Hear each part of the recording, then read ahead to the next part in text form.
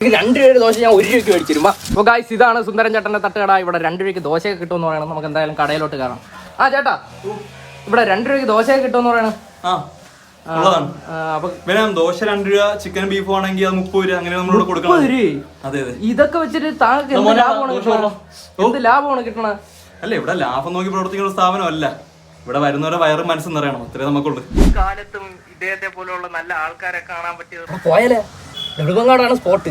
ഇതൊക്കെ ഉള്ളത് തന്നെയാണ്. സുന്ദരൻ ചേട്ടാ, എനിക്ക് അറിയാവുന്ന ആള്. 2 രൂപ ദോശ ഞാൻ 1 രൂപയ്ക്ക് മേടിച്ചിരും. ചേട്ടാ 2 പ്ലേറ്റ് ദോശയും ബീഫും.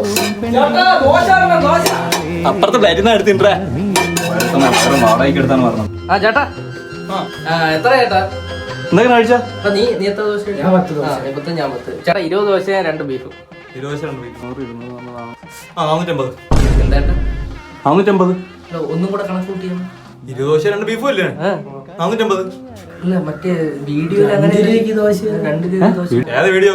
നിങ്ങളൊരു വീഡിയോ ബ്ലോഗർ വന്ന് ബ്ലോഗൊക്കെ ബ്ലോഗിന്റെ കൂടെ ചോദിക്കണം, എന്റെ കൂടെ അല്ല. മര്യാദ പൈസ തരുവാടാ.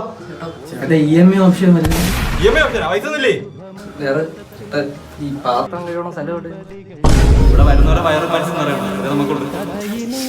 കഴിച്ചാടാ? സുന്ദരൻ ചേട്ടാ, ആരാ നിന്റെ തന്തേ?